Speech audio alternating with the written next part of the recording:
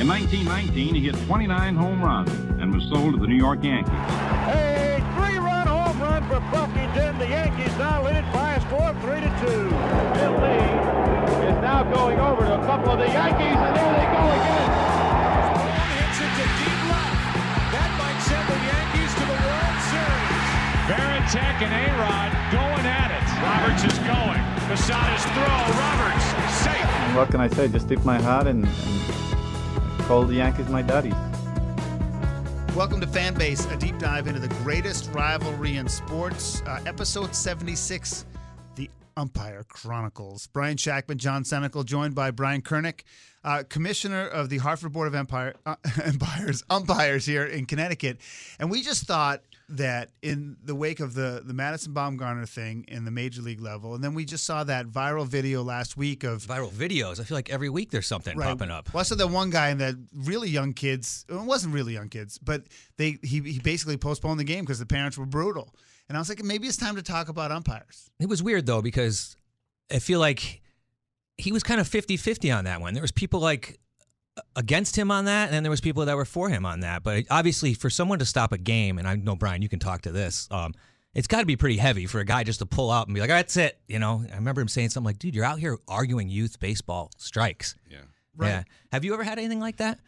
Occasionally, yeah. I think generally at my level, the umpires I deal with, they've all got a pretty tough skin. And we do give them some methods to deal with situations like that. De-escalation. Yeah, that's part of it. And part of it, too, is, you really don't ever want to talk to the fans as an umpire. And you might see that on the Little League level, which I think this guy was a Little League umpire. But, the levels I do at high school and summertime baseball, you really don't want to talk to the fans directly because that's not going to that's not going to end well. And usually what we'll teach our guys is to talk to the coach and say, hey, coach, you got a couple parents there who give me a problem. They're your parents. You're the home coach. You go take care of it before I have to take care of it. So we try to do that and avoid that interaction with the parents. Although I did have one situation many years ago where a parent was just out of control, and you could tell his kid was playing second base, and his kid was just embarrassed. And eventually the athletic director came down and asked him to leave, and the fans started clapping. They were glad he was getting out of there.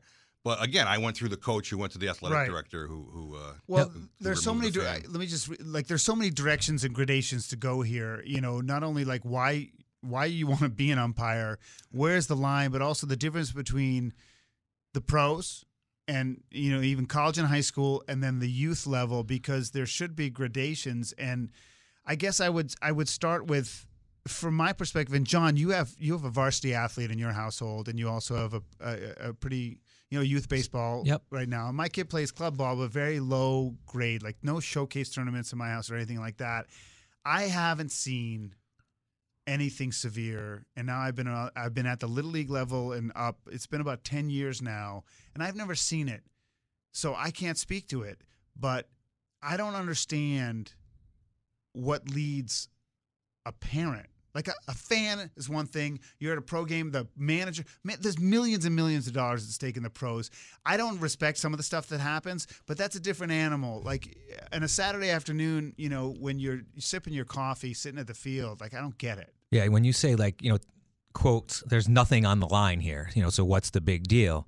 I guess it's really hard to qualify and quantitate what they're meaning by nothing on the line, because everybody wants to win. Like that's just life, right? I've coached Little League, I've coached all the way up through T-ball to where kids are dogpiling each other, all the way up now to like the 13, 14-year-old. And like you said, Brian, my son plays varsity baseball, and I would have to say that almost every single game, and I'm guilty too as a coach. I've gotten on the umpires. I've given them, you owe me 2 calls now. I mean, I've so-called showed them up, right? Because, everybody's the best umpire out in the field, right? When you're not wearing the blue, right? Everybody knows what the call is.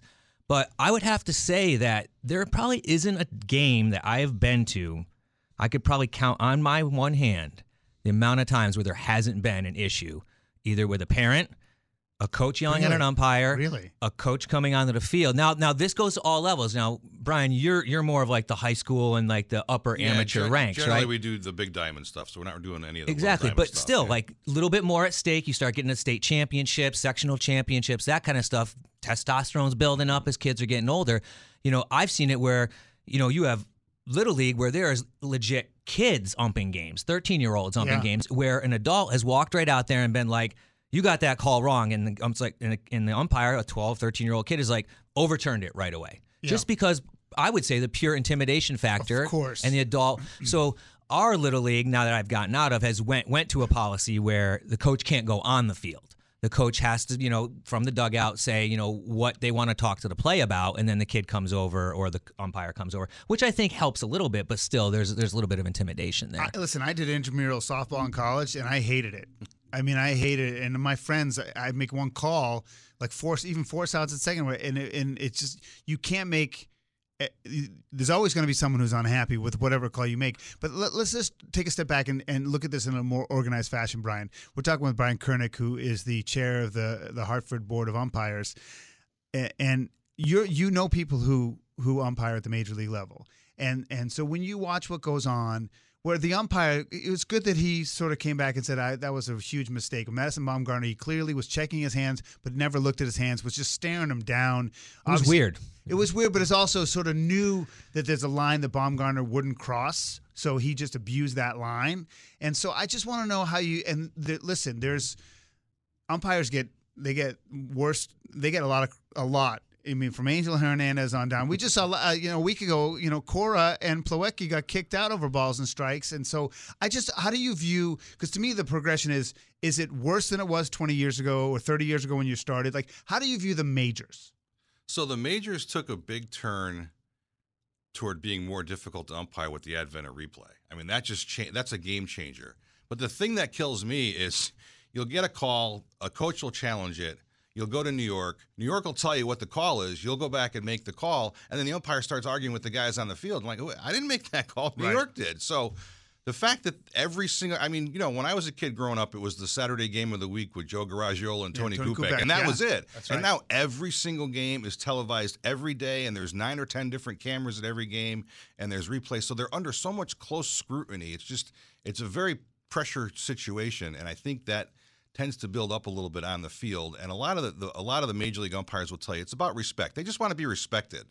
If players and coaches can argue with them, but when they cross that line of disrespecting them, that's when they have an issue. But this macho guy code crap, I hate it. Yeah, all these unwritten rules. Back in the day, it just sort of happened and developed. But now there's all this list of rules you have to not follow. It wasn't like that 50 years ago.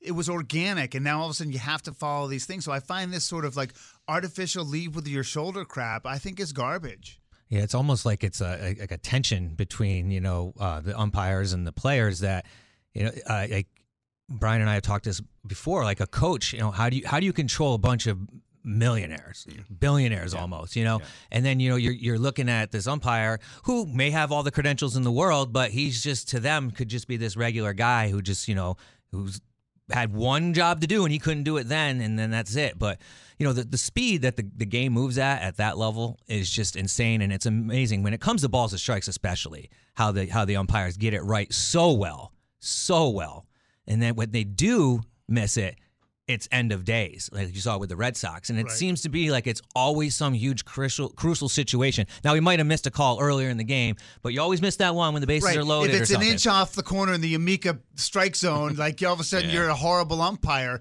A 98-mile-an-hour fastball, you have a split second. But I don't like replay. I like human error. Like, I don't like replay in football. I don't like it in baseball. And I get it. We have the technology to do it. But it does put umpires in an impossible situation. So that it begs the question, do you think that we are going to end up with robots? I hope not. It's possible. It's been tried at the lower minor league levels. I think the Atlantic League tried it, and there were issues with it. So I don't see that happening full time. It might be brought in as a supplement, maybe, but I think once you take the human element out of it, then you're probably going to lose fans. I would think so. Yeah. I think with technology nowadays, you could still have the umpire behind the plate, but with the pitch comm now, with the pitchers and the catchers are using, there's got to be an instantaneous, some sort of way that the umpire could get a beep in his ear as a strike, or a beep in this ear that it's a ball. That they could narrow it down. Now, say not all pitches, maybe it's only on 3-2 pitches or something like that, crucial pitches, or a button gets pressed in the dugout and the coach wants to challenge that 3-2 pitch. Now, this gets kind of crazy because then that takes all the fun out of the game, really, because you just walked off and got off the field. Now you got to challenge a pitch. But technology is there, so you don't necessarily just have no umpire behind the plate. Right. You could pull it off, I think, with umpires behind the plate, and almost probably do it without any fans even knowing, to be honest with you. You'd have to tell them. But there's probably something where they could have a little earpiece in, but that to me that would just take the fun out of the game. Like I tend to be more of a purist. Yeah. And with all this technology and just the whole sabermetrics thing and all that, it's just put 9 kids on the field, throw them a bat and a ball, and go play. I agree. I just feel like the genie's out of the bottle. So what do you do? I totally agree with you, Brian. But I guess what I want to go back to is because I want the strike zone bigger. Like I loved it in Little League. Sometimes it's ridiculous, but it's like if it doesn't hit him and the catcher has a chance to catch it, it's a strike, and it just forces you to swing. And now with these guys, their eyes are so good. These hitters. I mean They take some pitches that I'm like, how do you take that? And so I wonder, so I feel like there's been a move to broaden the strike zone, but this is why we're getting, in my opinion, we're getting tension not just for technology, but also this effort to widen the strike zone because players aren't used to it. Yeah, and it's funny at the amateur level and the levels that I do, the strike zone isn't as tight as what you'll see in the majors because you could be there for 3 hours. Right. So we call it, you got to steal strikes when you can. High school strike zones are pretty tight, though. It's very impressive. As you get up, they are. The lower levels, they're not. But I used to teach the new umpires years ago in the training class, and we used to tell them you can get in more trouble for not calling strikes than calling strikes. And it's when you start squeezing the pitchers that you're going to have issues. But you're right. At the major league level, there's some pitches you're like, that pitch was right there and he called it a ball, but when it's 3 inches off the plate and he calls it a strike, like you said, the whole world erupts. So it's the only job. The best quote I can tell you is the only job where you have to start perfect and get better from there. And it's almost impossible. But I want more balls in play, and so that's why the shift, and I think they should widen the strike zone. I think that they should get rid of. I mean, it's hard when someone's throwing 100. I understand the arm pads, but it gives them this false sense of protecting the inside of the plate, which I think is garbage. And then if he comes there's fights started over a pitch that's 2 inches inside the plate. Yeah, because they're hanging over the plate. I don't know. I think that it's on a trajectory that for the majors, which I don't like. And in college is even there too. So like I'd rather watch high school baseball or even like the 14s and 15-year-olds because at least they're going to hit. Listen, we're talking with Brian Kernick, who is the commissioner of the Hartford Board of Umpires. John Senecal, Brian Shackman here on Fanbase, a deep dive into the greatest rivalry in sports. Which brings me to why do you become an umpire? And I say this with all due respect because I've done some umpire. I coach, I volunteer coach, and so on and so forth. Is it just because you love the game and want to be close to it? Because you're only going to get abuse. We all clearly aren't good enough to keep playing. So why? That's a great question, and I don't know. It's just ingrained in people, and I've seen a number of guys come and go over the years, and some people come in and they think it's a part-time job. Oh, I'll go umpire for a couple hours and I'll make a few bucks. And if that's the way you're going to approach it, you're not going to be successful, and they don't last very long. It's just I don't know what makes anyone want to become a sports official. Not just baseball, hockey, basketball, anything. Yeah, it runs the gamut in all sports. Yeah, and to me, some of the Olympic events, like how do you become a lacrosse official, or how do you become a swimming official? Like baseball, basketball, football, hockey are mainstream, but so it's odd. But I know in my situation, and you're gonna laugh. When I was a kid, I would watch those Saturday games of the week on TV. And you remember the saucers used to slide down the hill on when in the snow? Oh, yeah. I would stand at the TV with that as my chest protector, and I would call balls and strikes. I was maybe 5 years old. So it was just ingrained in me that I started to do that as I got older. I don't know why. I thought it was cool, and I just stuck with it. But I don't know why people get into it, especially nowadays. And to go to your point with the Little League umpires, and they're using 13, 14, high school age kids. Yeah. And so we generally try to get those kids when they turn 18 to come join our organization and continue on. And we're not as successful with that because they're just throwing in the towel. They're like, I'm not going to get out here and get screened by because a lot of them adults. probably were doing as a job. Their parents said, it's in town. You'll go do it. You get the training. You get a few extra bucks. And when they get the chance to not be under their parents' wing or whatever, they're like, I'm not going to sit here and get yelled at. Now, when you started umpiring, you said you were younger. Did you start doing Little League games and that kind of stuff? So when I was Little League age, I started doing like the little kids. And then, so I was like 11, 12, I started doing the 7, 8-year-olds. And then as I kept going up the ladder, I would move up the ladder. So when I was like 13, 14, I was doing Little League. when I was playing Legion baseball at 17, 18, I did the Babe Ruth leagues in town, and that's how I met someone on the Hartford board who got me to join. So and it progressed up. But we're not seeing that progression from the kids getting into it today. Well, that was my next question. So it's hard to get. Sorry, you want to? No, go for it. It's hard to get new umpires. Yeah. It's like you don't see any electricians under 60 now. You don't see any umpires. And that's a great point. A couple of years ago, I ran a study, and the average umpire age on our board, and we had around 175 members, was 62. So that was about 4 years ago. So now those guys are 66, and we're not getting the influx of younger members. So it's going to be a crunch in the next 5 to 10 years. As a parent, I'll tell you, kids don't want to go through I hate to say this, and there are obviously millions of exceptions, but kids, knowledge acquisition is a struggle with some kids. They don't want to go through the process. They don't want to go through the toils of learning. It probably doesn't pay. You could sell a football card, that you bought for $2 for $25, so you made $20 there. That's a little league game right there. So why would you go do it?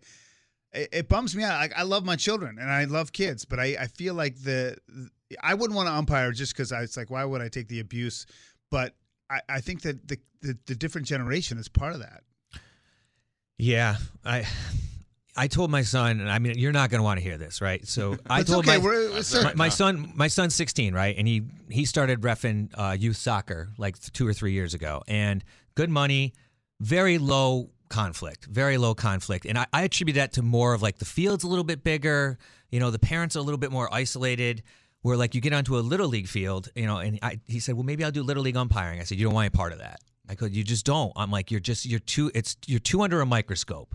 It's too focused, where soccer's a little bit bouncing around a little bit more. Things are messing around in the corners, where that one strike you didn't call, everybody knows, even if the ball was off the plate and they're sitting on the side and they can't tell, they know that's a strike. In their head, that's a strike. And baseball's 250 decisions a game, where soccer's 20. Crazy. It's crazy. And, he would be good too. He would be very good. And I always say, to my, it's funny, I'll go, I'm going to go ump and show him how it's done. Because I mean that the ball was clearly foul, or the old play where the ball beat him to the base and he's automatically out, but he slindered their tag by 4 feet. You see that every single game in Little League. Every game. It doesn't matter if it's an adult or a kid doing it. It just happens. And every coach, I can see him, they're like, no, why did you call that? The ball just beat him. It doesn't mean that he's out. The ball beat him. But I've kind of grown to accept that, right? To the point now, I'm almost glad I'm out of Little League, because the game speeds up a little bit. The umpires get a little bit better every different level. Now, you have games where you see the umpire showing up and you remember them and you're like, oh boy, here we go, right? And some guys are kind of just mailing it in. Then there's other guys who spend all the game talking to the fans, which you say you shouldn't do, right? Because what happens when you start talking to the fans and something goes wrong, there's a very weird relationship there, right? So it's I don't know. It's interesting. I'm not surprised one bit that we see all the stuff that we see on TV. And Brian, like you said, it's probably been happening for years, but with social media, it's way more prevalent because you see it. The prevalence might not even be higher. We don't know. Right. It's probably just been the same. I mean, like today, for example, I've got 45 games going on in the greater Hartford area, high school games, varsity, freshman, JV. I might get one incident where someone had a bad call and someone yelled at him, but that's 1 out of 45. So there's tens of thousands of baseball games being played every day, but we might see 1 or 2 blips on social media. Do they only file reports when something bad happens? They're only required to file a report when there's an ejection. Okay. And in high school, ejections are taken seriously. The coach or the player automatically gets a 2-game suspension. Yeah.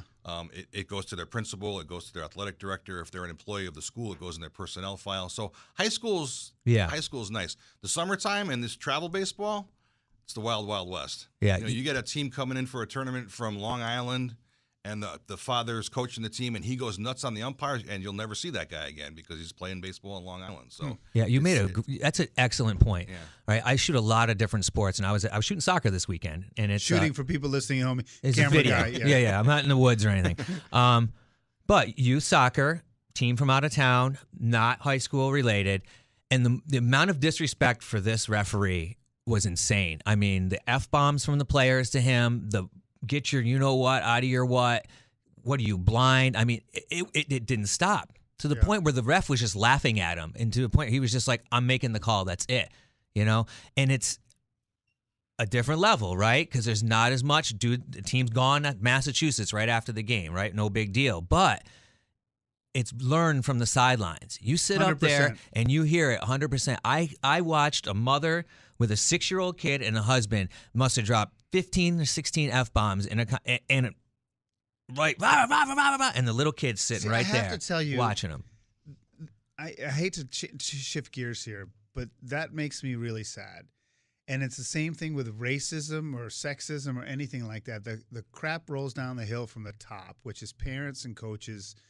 And listen, I'm not perfect. I have some bad habits, and I know my kids, whatever bad habits, I'm sure it makes an impression on them. And that just is awful. And it's true. You're right. It is true. And it's true with all the bad things that happen in all of our society, is that if the parent treats the ref or the ump like that, the kid's going to grow up thinking it's okay. Then he's going to grow up to be a parent or a coach, and it's going to be the same thing. So it's up to us to at least within our own sphere to break the cycle. I just that's sad. Yeah, it is bad. But I'm glad I never knew that about the high school. About you get ejected and it's in your letter and you get suspended. Yeah. I mean that's huge. But I do feel high school sports is a different beast. But it's better than like AAU stuff. Yes. Yeah, I mean, there's the CIAC in Connecticut, so there's a governing body and there's rules and that. So, but summertime travel ball, it's just it's we call it the Wild Wild West sometimes. Do you still love doing it? I do. I don't umpire as much as I used to because I'm doing all the assigning now, so I'm usually stuck at home on a computer for 2 hours a night. But I did a game last week, and it's just for those 2 hours, I can turn everything else in the world off and just focus on what I'm doing at a sport that I grew up loving. And yeah, it can be intense and pressure packed, but I've been doing it so long that I think I know what I'm doing now. So it's just nice. It's a nice escape. Do you go blocker inside the shirt, or you hold the? You don't. It's all. I mean, we look pretty much like the major league guys underneath the shirt and all that. So gotta give us a story or two. Like, you ever get foul ball in the face, knocked out? Like, give us some good umpiring color over the course. How many years you been doing it? This is my 36th year. You got to have some epic anecdote. You ever call a no-hitter behind the plate? I did a long time ago, and it's funny because when you're in the middle of a game, the good umpires will say, you don't even know what the score is. You're not even positive what the inning is. You're just into it. And you don't really care what the score is either. I don't care who wins. You just need the clicker to be right. And I was doing a game a number of years ago, and I knew it was the 7th inning, and the kids walked off, and I'm like, wow, that was a fast game. And I got back to my car, and it was like an hour and 10 minutes. And they go, yeah, the kid threw a no-hitter. I'm like, I didn't even know that. That's awesome. That's funny. But anything like in your experience, it's so, I don't know, I just feel like you've done hundreds of games. I mean, there must be something memorable. Yeah, I mean, umpires getting hit is part of the job, unfortunately, behind the play. I mean, you wear a mask, you wear a chest protector, you wear a protective cup. Catcher ever miss on purpose on you? Not on purpose, no. But you get some lesser experienced catchers, and you get dinged up back there. It's kind of part of the game. I did. So the guy that got me involved in this, I was doing Berlin because I grew up in Berlin Baby with baseball. He was behind the plate, and he took a foul ball off the arm, and I went jogging down to see if he was okay.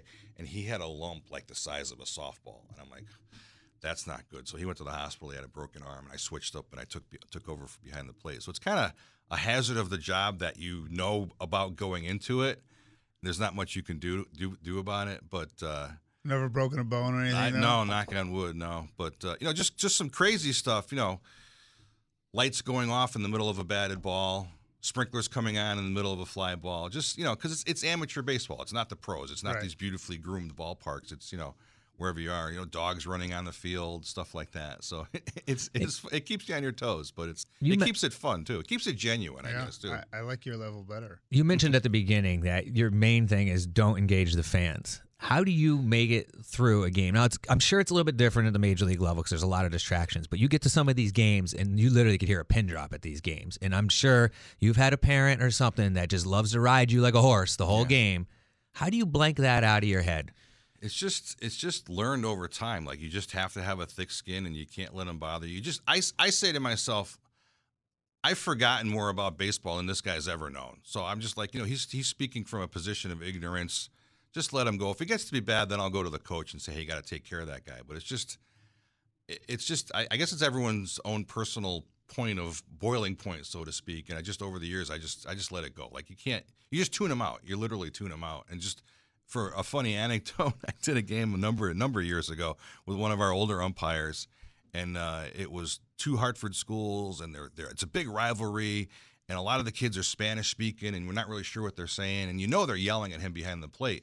And after the game, I said, Herb, how do you tune all that out? He goes, I turn my hearing aids down. I can't hear anything. Hey, That's one way to do it. Let's just summarize here with Brian Kernick, of course, commissioner of the Hartford Board of Umpires. We just wanted to bring a different perspective because, again, there's been so much sort of umpire stuff, the viral videos in the news. I think the Baumgartner thing got me going on it. Where do you think the major leagues are going? Like, do you like the trend, not just in how they're treated, but also in the technology and all this stuff? Like, where are we going? Because you talk about the need. It would make the game different and not as fun, but there's such a push by the data folks to make it more precise. So where do you think it's going to end up? And the other thing is, there's so much money on the line now. I mean, it used to be taboo to talk about gambling back in the day, and now it's out in the open. Yeah. So That's there's a huge point to there's it. a lot of money riding on these games. So there could be a lot riding on that safe out call, that did he balk, did he not balk call. That's not reviewable, True. but things like that. So I don't see it ever going back to the way it was. If anything, there'll probably be more technology. You might see an attempt to incorporate some robo-umps at the major league level. I mean, I think it's moving, unfortunately, in that direction. I don't think you'll ever see them get rid of the human element of it, but they'll utilize technology to the best that they can, because there's a lot, there's a lot right on the game, a lot of money right on the games. Yeah, I think that now that sports betting has become pretty much universal across the country, I think that changes. People don't recognize how much that changes the game. And I know I hate to say it, but remember how the NBA, and I can't remember who the ref was. Tim Donaghy. Yeah, he basically just changed the whole playoffs and all that. I mean, that brings a whole other element into it. Not to say it's going to happen, but listen, if the possibility is there, you never know, right? Yeah. I mean, I love Scott Van Pelt and his sports center, but he's got a segment called Bad Beats, where every night he'll take a look at where someone lost money because of the point differential, and sometimes it could be a bad call by the official, sometimes it's just a bad play or something like that. So it's out there, it's prevalent. Yeah, but go ahead. What is the role of the umpire at the field? Like, a lot of people will look at him as like, once he gets there or they get there, they're like the judge and jury and everything. Because I've seen stuff where, like, in high school, the athletic director is not around, and at the start of it, there's a parent that's unruly, or there's a coach that's getting out of control, or they're barking with the players, and people are almost pleading to the umpires to do something, and the umpires are kind of like, That's not my job. That's not my job. I'm here to call balls and strikes. I'm not here to corral all these people. And at high school, sometimes there's 6 or 7 different things going on, and you can't get someone over there to resolve it. What is the role for people listening? Like, are you just there to call balls and strikes and get out of there and be done with it? Or That's a great question, because we've run into that numerous times, especially this year. And I tell my guys, and we say, look, you're there for everything that happens between the white lines, okay? That's yours. And then within the fence area, you can't control if mom's screaming at you from the fence, or, a couple issues we had this year were coaches screaming at their own players, cursing at their own players. And the umpires would call me after the game like, Brian, that's just bad. What can we do about that? I'm like, well, it's not really your role. I mean, your role is to officiate the game.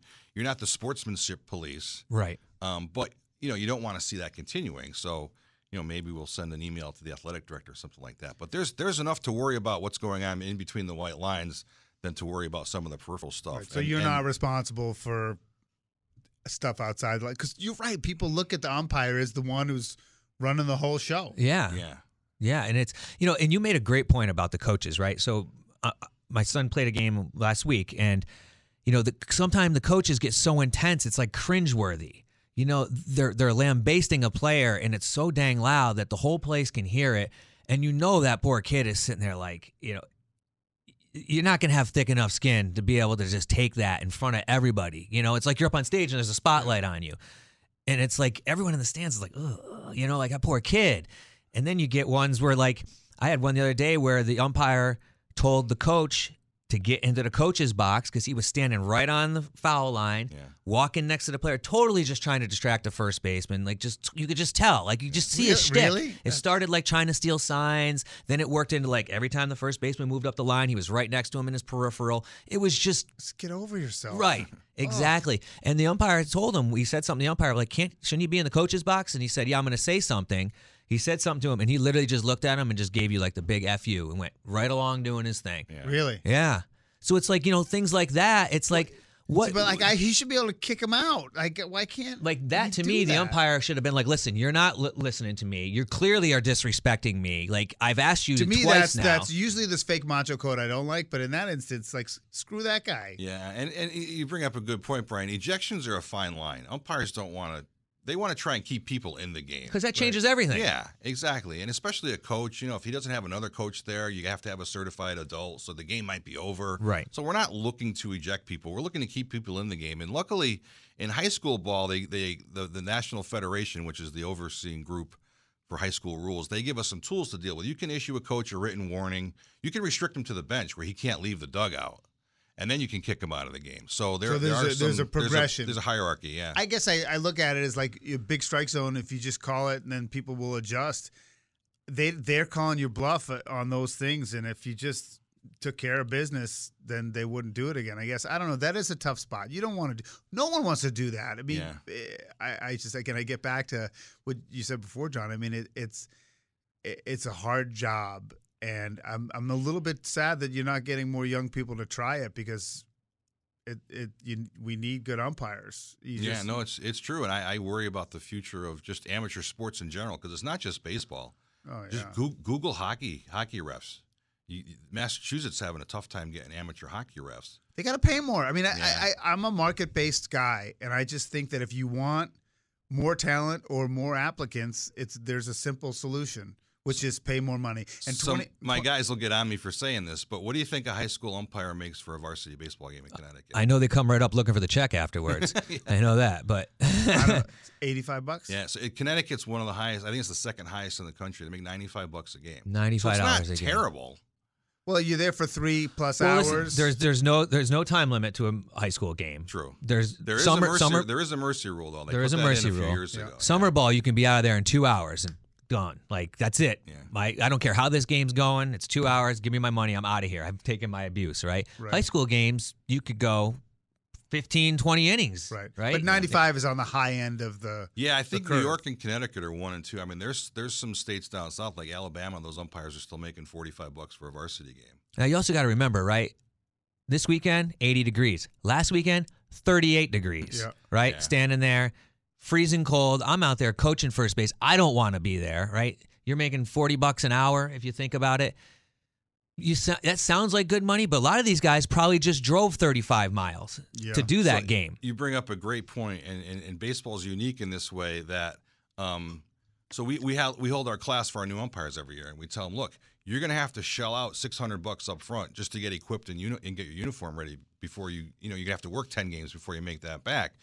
Mask, chest protector, shin guards, short sleeve shirts, long sleeve shirts, jackets, pants, shoes to wear behind the plate that have steel toes on them. It's a lot of gear. Yeah. Soccer, you can buy a ref shirt, pair of shorts, Yeah, and a pair of $50. cleats, and a whistle, and a red card, and you're good to go. Yep. It's true. We need to get that stuff paid for by other people. But that's a story for another day. Brian, this has been great. Just in terms of learning, for me, it's a part of the sporting culture in baseball that I haven't thought a lot about. And the Major League umps are a little busy right now, so we really appreciate the time. Yeah, I'm just going to leave you with one more thought I had. Baseball is the only sport that I know of where the coach can come onto the field and argue. You can't do that in football. You don't see hockey coaches going on the ice.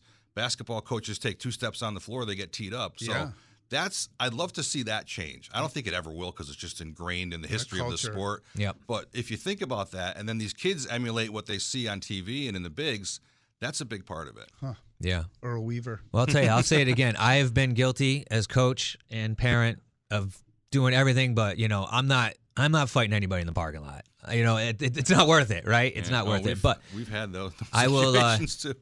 I have definitely will tone down my rhetoric a little bit, and I will give them a little bit more benefit of the doubt. I see John as sure. a little on the edgy side. I just keep my mouth. I don't even talk to other parents. I just sit in the corner and just watch and then go home. But it is definitely a topic that everyone can relate to. So, Brian Kernick, we thank you. The Commissioner of the Hartford Board of Umpires, John Senecal, Brian Shackman. This has been episode 76 of Fanbase, a deep dive into the greatest rivalry in sports.